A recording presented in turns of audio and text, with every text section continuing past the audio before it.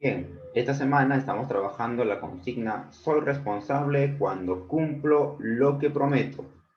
Y en nuestro curso de historia, el día de hoy, vamos a conversar sobre el primer Congreso peruano. Tú ya sabes que esto fue una obra, una creación del Protectorado de San Martín. Este primer Congreso Constituyente fue instaurado por el general José de San Martín el 20 de septiembre de 1822, es decir, un año después de la proclamación de la independencia, porque se dio cuenta que el Perú no necesitaba a una sola persona que gobierne, como antes lo era el virrey, y tampoco San Martín, sino que requería un grupo de personas, de políticos, intelectuales, la mayoría de ellos criollos, que debatan las leyes y el bienestar y el futuro del Perú. Por eso crea el Congreso Constituyente. El presidente de este Congreso, el que va a dirigir el Congreso, va a ser Francisco Javier de Luna Pizarro, un sacerdote e intelectual muy reconocido en esta época por su participación política. ¿Ya?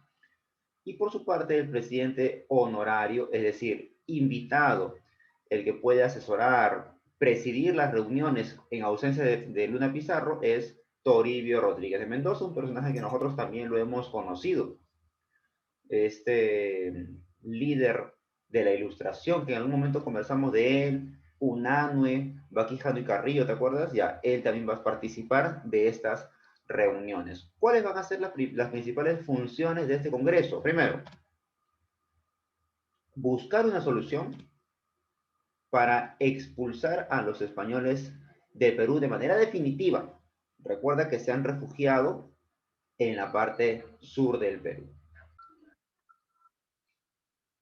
La siguiente función de este Congreso era elaborar una constitución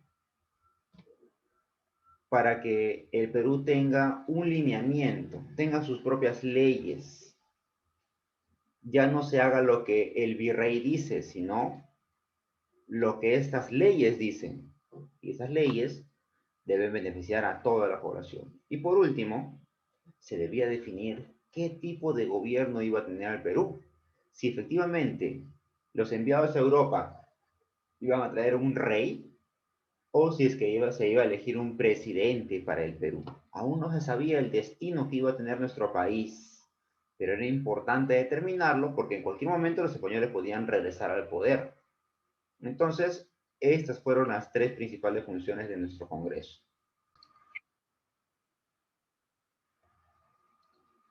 Este Congreso peruano va a delimitar, va a crear una junta de gobierno. Esta junta de gobierno va a reemplazar a San Martín. Es decir, San Martín deja el cargo de protector y en su lugar, en su reemplazo, se forma la junta de gobierno. La junta de gobierno, instaurada por el Congreso, va a tener como presidente a José de la Mar. Él va a ser presidente de esta junta de gobierno, pero todavía no es presidente del Perú. De aliados van a estar Manuel Salazar y Quijano y Felipe Antonio Alvarado. Es decir, estas tres personas van a formar la junta de gobierno, pero José de la Mar lo va a dirigir. Ellos van a reemplazar a San Martín en el poder, los tres. A su vez, hay un congreso que ya lo hemos analizado, ya sabemos cuáles son sus funciones. Y este congreso va a estar liderado por Francisco Javier de Luna Pizarro. Ahora, ¿cuál es la principal función que el Congreso le dice a la Junta de Gobierno? Bueno, tienen que preparar una campaña militar a la cual se le va a llamar campaña de puertos intermedios y de esa manera terminar la guerra de independencia que había iniciado San Martín con la expulsión final de los españoles que han quedado todavía aquí en el Perú.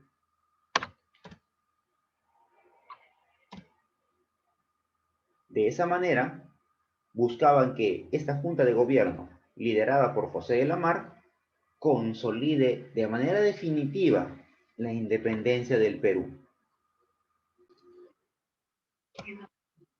Entonces, en esta campaña, a puertos intermedios, se van a realizar dos expediciones. La primera va a estar liderada por el general Rudecindo Alvarado. Va a venir hasta la Sierra del Perú, donde se van a desarrollar las batallas de Torata y Moquegua, pero no van a ser beneficiosas para el Perú. El Perú va a ser derrotado. Por lo tanto, el general Andrés de Santa Cruz, un general del ejército de San Martín, que era boliviano, presiona y exige al Congreso disolver, anular, eliminar la Junta de Gobierno de la Mar. ¿Por qué? Porque Rudecindo Alvarado ha fracasado en esta expedición de puertos intermedios. Los españoles lo han derrotado y los españoles pueden regresar a Lima. Entonces, ante ese temor, el general Santa Cruz le dice al Congreso, eliminen la Junta de Gobierno y más bien nombren un presidente. Es necesario la mano firme de un presidente. En la Junta de Gobierno había 3 personas y eso generaba dudas. En cambio, con un presidente que dé la directiva, se puede trabajar mejor, dice Andrés Santa Cruz. Y por lo tanto, el Congreso nombra al primer presidente de nuestro país, José de la Riva Agüero. Entonces, durante este gobierno de José de la Riva Agüero, se va a organizar una segunda campaña a puertos intermedios.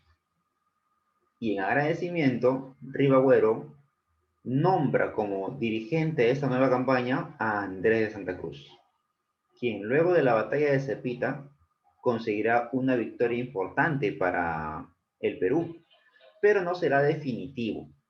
No será definitivo. Al final, Santa Cruz también será derrotado.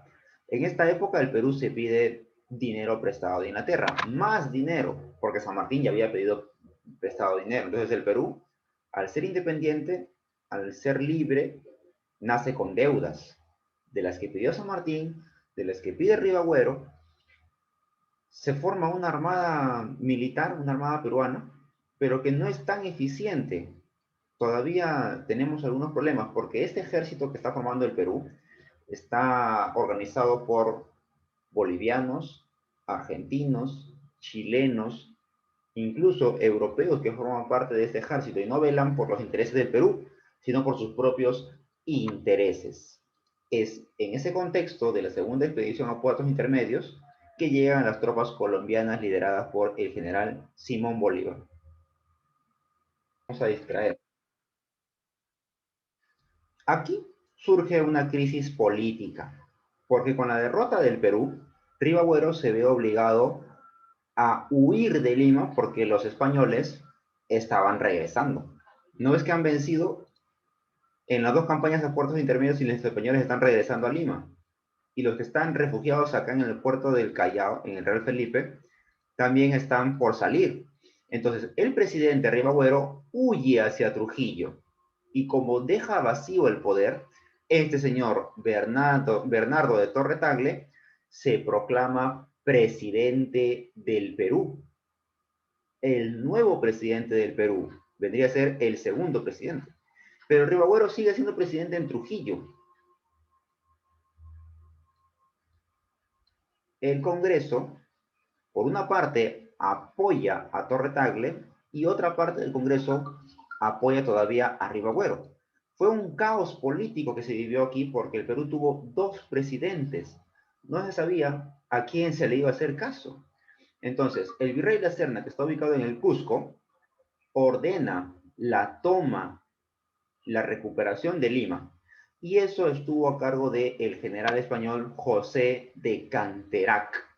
Los españoles nuevamente han ocupado Lima. El Perú se encuentra sumergido en una crisis.